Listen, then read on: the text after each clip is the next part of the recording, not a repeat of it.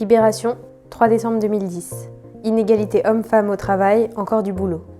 16 octobre 2017. Harcèlement sexuel, un phénomène répandu dans tous les secteurs. Le Monde, 6 novembre 2018. Égalité salariale, à partir du 6 novembre à 15h35, les Françaises travaillent gratuitement. Quand on a entendu depuis petite que l'inégalité homme-femme est toujours une réalité. Quand on nous a bien fait comprendre que certains métiers étaient destinés aux femmes et d'autres aux hommes, tout en nous expliquant le principe du stéréotype. Quand on a assisté aux vagues de dénonciations d'agressions sexuelles dans toutes les professions, comment appréhende-t-on l'entrée dans le monde professionnel ? Comment, à 20 ans, se prépare-t-on à intégrer un monde qui semble si hostile aux femmes, qui semble construit par des hommes, pour des hommes ? Étudiantes, Clémence, Juliane et Océane ont 20 ans, ou presque. Juliane a déjà été confrontée à des remarques ostensiblement sexistes. Clémence se prépare à entrer dans une profession majoritairement masculine. Océane a conscience que ses faits et gestes sont scrutés. Si leur parcours et leurs projets sont différents, toutes les trois sont prêtes à se battre. Quand j'étais petite, j'avais plein d'idées de métiers, telles que coiffeuse, professeure des écoles ou même monitrice d'équitation. C'est vrai que en fait, les métiers qui m'intéressaient, c'était souvent des métiers un peu connotés féminins. Et j'ai jamais forcément pensé à, par exemple, vouloir être pompier, policière, ou enfin voilà, des métiers un peu masculins, ça m'intéressait pas. On voyait qu'il y avait plus de femmes qui étaient caissières, maîtresses, coiffeuses, tout ça, et plus de garçons qui étaient routiers, carrossiers, policiers, tout ça. Donc je pense que c'est aussi en voyant la société que quand j'étais petite, je voyais plutôt certains métiers pour les filles et certains métiers pour les garçons. Quand j'étais petite, j'ai voulu faire plein de métiers différents. J'ai voulu faire gendarme surtout. C'est vraiment ce qui m'a le plus marqué, je pense. Je voulais être gendarme. Je m'étais jamais vraiment posé la question, est-ce qu'il y avait des métiers pour les garçons, est-ce qu'il y avait des métiers pour les filles ? Et puis on me l'a vraiment jamais dit. Enfin, on m'a jamais dit ah bah ça c'est un métier pour les garçons, ça c'est un métier pour les filles. On dit que dans la gendarmerie, il y a beaucoup de garçons. Et ça m'a pas forcément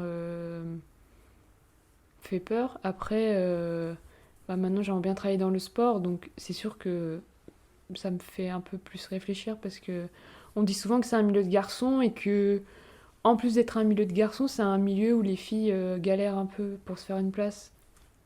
J'aimerais travailler dans la communication et pour un club de football.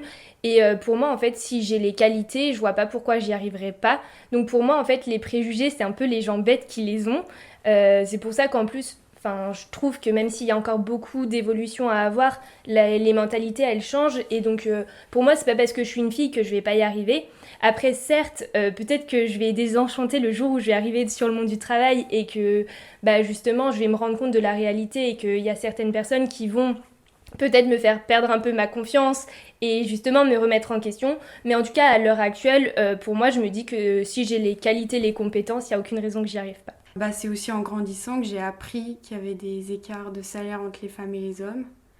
Ce qui m'a vraiment choquée et je me suis dit pourquoi une femme ne pourrait pas être égale à un homme. En fait, j'ai jamais compris quelle était la différence réelle entre une femme et un homme. Moi, j'ai commencé à comprendre qu'il y avait des vraies inégalités entre les femmes et les hommes dans le monde du travail, mais même en général.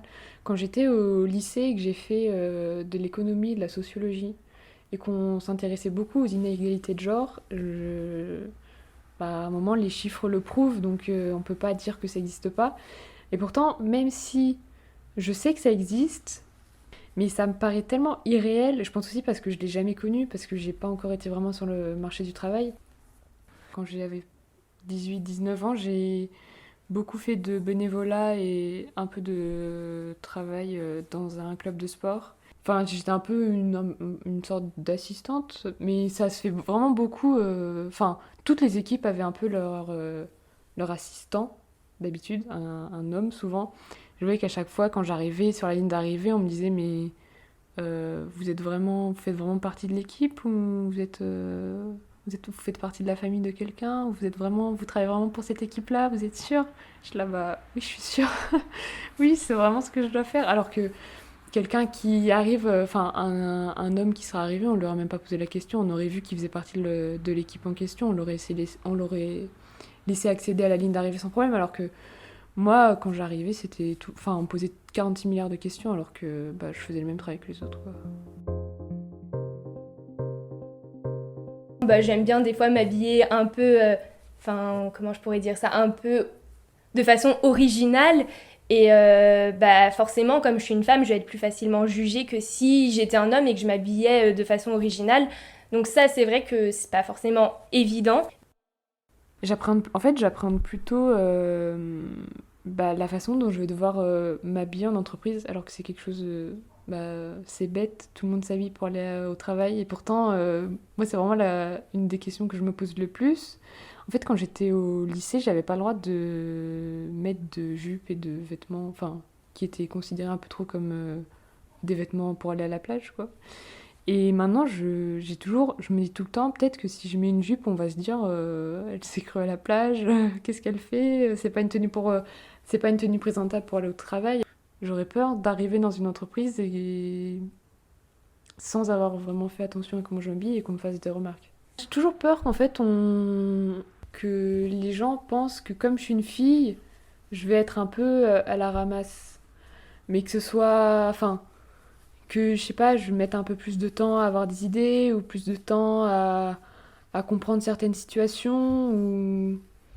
Ouais, je dirais surtout que, en fait, je vais de moi-même me dire, bon, là, j'arrive dans un milieu un peu masculin, il va falloir vraiment que je sois à la hauteur de tout le monde. On est plus jugé sur notre physique, tout ça, et je pense qu'on a plus une pression en mode il faut que je sois capable, il faut que je montre que je suis forte, que je suis à la hauteur, que je peux le faire. En fait, je trouve que quand on est une femme, on a plus de choses à prouver. On doit plus se battre pour montrer qu'on est autant capable qu'un homme ou que n'importe qui de faire un métier. Franchement, je suis plutôt positive là-dessus parce que je vois que la parole s'ouvre et je vois aussi que les hommes, ils vont se rendre compte que les femmes, maintenant, elles peuvent aussi parler et que ce sera plus comme avant où on peut mettre une main aux fesses, où on peut avoir facilement du pouvoir sur les femmes. Et justement, je pense que le combat est encore long, mais je pense qu'on évolue quand même. Et justement, j'ai pas spécialement peur en l'avenir, mais j'y crois justement et j'ai l'impression que ça évolue et que là, c'est possible, quoi.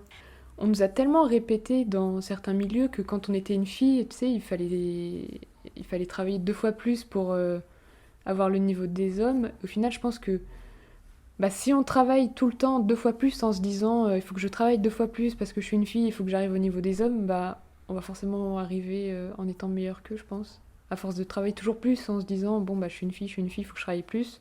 Il y a bien un moment où on va déjà arriver à leur niveau et on va bien les dépasser, je pense.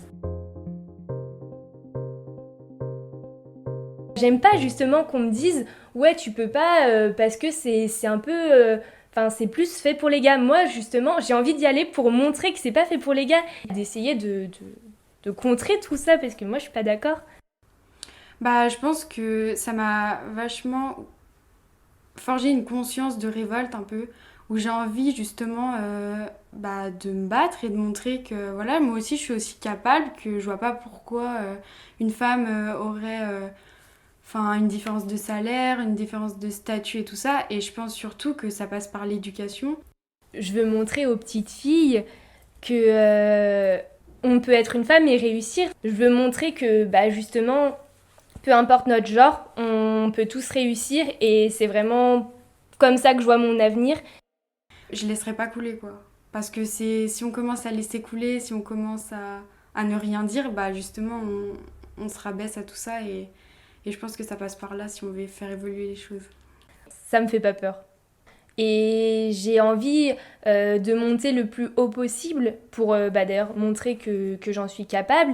Moi, quelqu'un qui me dit que je peux pas réussir, je vais faire 3 fois plus pour montrer que je vais réussir. Et voilà, moi ça me donne de la force plutôt que ça me décourage.